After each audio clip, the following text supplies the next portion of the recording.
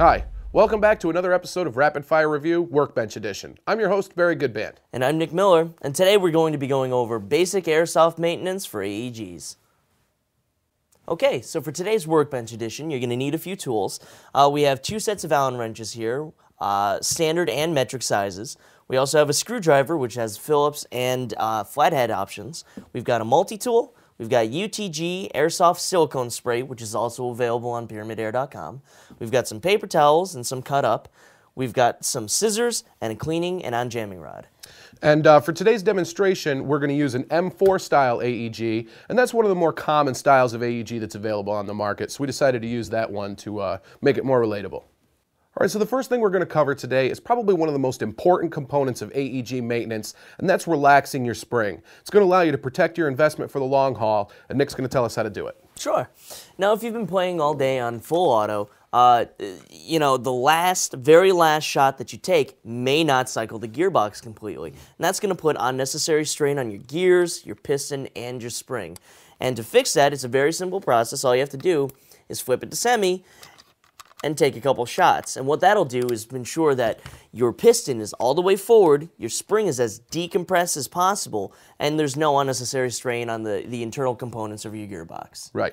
And the reason that you do this, fellas, is because you don't want to store your gun with that spring compressed, because when you get it to the field the next time, if you've stored it that way, you get it into the chronograph and it's reading maybe 20, 30 feet per second less than it was the last time. That's because your spring has been compressed and it's actually started to wear out a little bit, and now you're in the position of maybe having to shell out for a new spring. Exactly. Another thing to always remember when you're going to do this relaxing the spring process, always make sure that you have your eye protection on and the weapon's pointed in a safe direction. So you always want to be paying attention to your safety protocols, because you could still have a BB in the chamber, and you could actually get a BB come out when you're doing this, and you do want to pay attention to those safeties. Alright, so the next step we're going to talk about is how to clean out your inner barrel. And it's an easy and simple process that you want to include to help reduce the amount of jams that you have and to make sure that your gun works the next time you bring it out into the field. And a simple rule to remember, guys, is the more often you use your gun, the more rounds you put down range, the more often you're going to want to perform this step in order to make sure that that gun's going to continue to operate consistently for you over the long haul. Exactly. And as we said, it's real easy to do. What you want to start with is a clean piece of paper towel, and you're going to cut it into rectangular strips, maybe a couple of inches long, and you want to make sure that you cut the strips narrow enough so that they're going to fit easily through the cleaning loop down here at the end of your cleaning rod. And just remember that when you use a silicone spray, make sure that it's 100% silicone, because if you have any petroleum-based products in there, it's going to ruin some of the rubber and plastic parts inside your gun. Absolutely.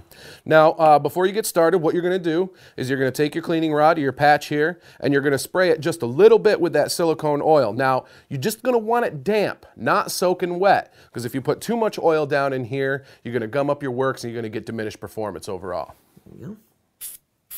All right.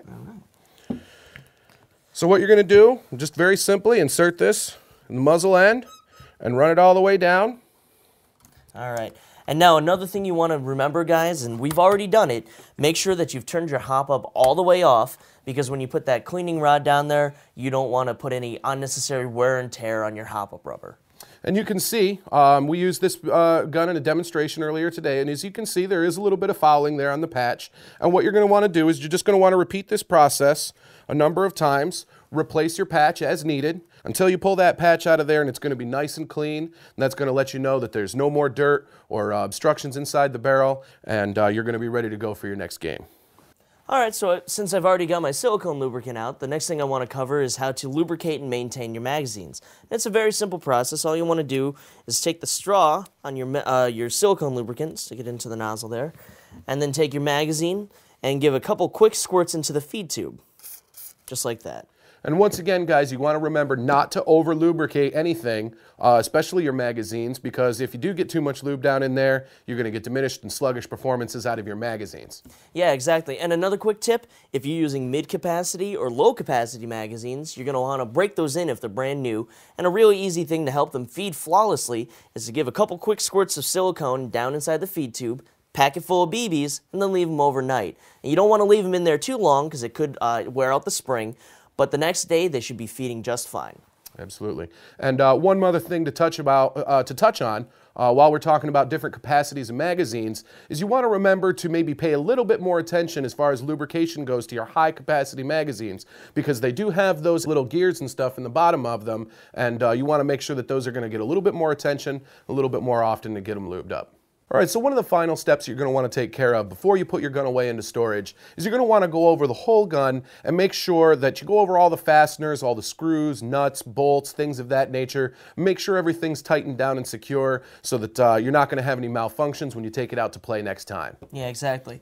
Now, a couple of the key places that you're going to want to make sure that you double check, or police over at the end of the day, are right here.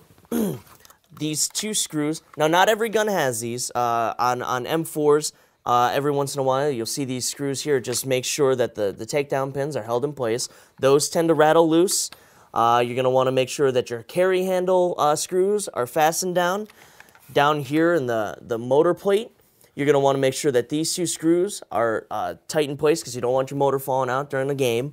And then you also want to make sure that, the stock is in place, the barrel isn't going anywhere, your handguard is all set. And like Barry said, you don't want anything falling off in the middle of the next game, because it starts to get expensive to replace. And one other thing I want to remind you guys of, you probably heard me say it on this show before, when you're going over these screws and these fasteners and whatnot, remember, tight is tight. Too tight is broke. All right, and the very last thing we really want to touch on is taking your airsoft gun out in extreme weather conditions. If you played in, say the rain or the cold, you're really going to want to break your gun down into its major components so that you can let things air out. I mean, we're not going to do that today because there are many, many different variants of AEGs out there on the market today, and we don't want to give you the wrong impression. But the basic thing you want to do is break it down into its major components so that the electronic, components can dry out, disconnect your battery and let it air. Yep. And you guys are going to want to consult your user's manual. Hopefully you're lucky enough to have a nice exploded view in your user's manual. It's going to show you how to take things down. But a good rule of thumb to remember is that if you're not completely confident with something that you're going to take apart, don't bother. If you're not the fully technical savvy about the inner workings of this gun, don't try and take your gearbox apart, because you try and put it back together, you got a few parts left over, you've definitely done something wrong there. Just as Nick said, break it down into its major components as far down as you feel comfortable.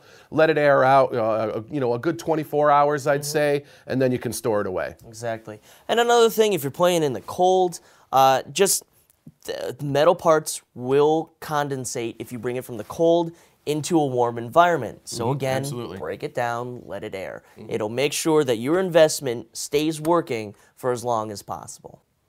All right, that's all the time we've got for basic AEG maintenance, but keep your eyes open because we'll be back in the near future with another episode of Rapid Fire Review, Workbench Edition. Until then, I'm your host, Barry Goodband. And I'm Nick Miller. And remember, if you've got any questions, feel free to email us at rapidfirereview@pyramydair.com.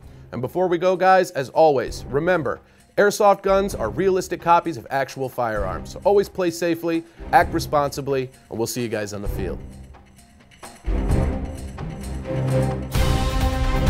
Do not remove the federally required orange marking from your gun. Treat airsoft guns the same as firearms. Assume a gun is loaded, even if you know it's unloaded. Never shoot at someone who isn't wearing proper eye protection. Never brandish your gun in public, and always transport it in a case. Do not point an airsoft gun at anyone as a joke. Keep your finger off the trigger until you're ready to shoot. Do not use airsoft guns to shoot at, discipline, or injure animals. Know the laws regarding airsoft guns and their use.